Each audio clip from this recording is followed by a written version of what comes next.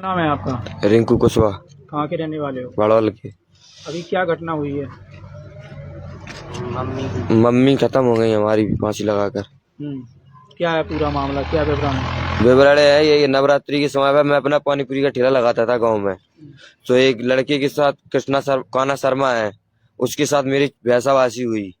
तो वो जाकर एक हल्के परमार को लेकर आया। उन दोनों ने मेरे को मारा था।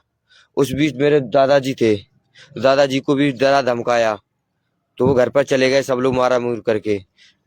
फिर 1-1.5 महीने बाद की फिर घटना है।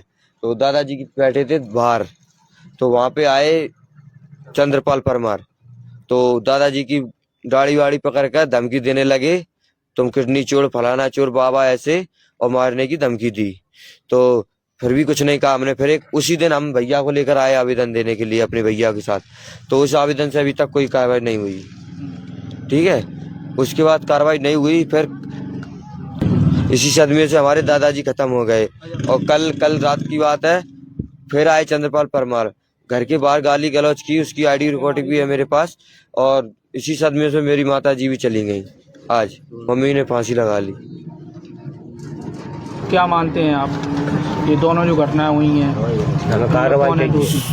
दोषी तीनों, शुरू से लेकर अंत तक जिनका नाम है सब लोग दोषी हैं तीनों। पुलिस में आवेदन वगैरह दिया क्या? आवेदन पहले दिया था, अभी भी दे दिया है। कोई ले नहीं रहा, सुनवाई नहीं हो रही है बिल्कुल।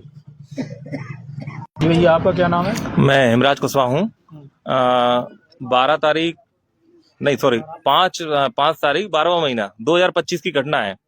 तो उस समय रिंकू का मेरे पास फोन आया। ये रोते हुए बोला कि भैया ये चंद्रपाल परमार हैं और उनके भाई हैं, जो मुझे लगातार प्रताड़ित करते रहते हैं, कई बार घटनाएं करते रहते हैं। आज मैं ज्यादा आहत हूँ, आप मेरी रिपोर्ट लिखवा दीजिए।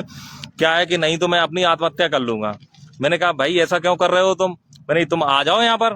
बोले मैं लिखवा देता हूँ। तो क्या हुआ कि ये हमारे पास आए, मैंने इनकी आवेदन दिलवाया थाने में दिलवाया। तो इनके पिताजी के ऊपर उन लोगों ने दबाव बनाया, चंद्रपाल परमार, हल्के परमार वगैरह ने। तो उनने बोला कि चलो जो हुई गलती हम वो मान लेते हैं।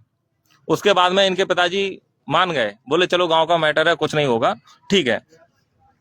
उसके बाद क्या हुआ कि इनके कल घर की बात है, कल शाम को वो फिर आए। वो लोग घर आकर के, इनके पास ऑडियो रिकॉर्डिंग है, उनने गाली गलौज की, मारपीट की। उस मारपीट से आहत होकर के इनकी माताजी ने फांसी लगा ली।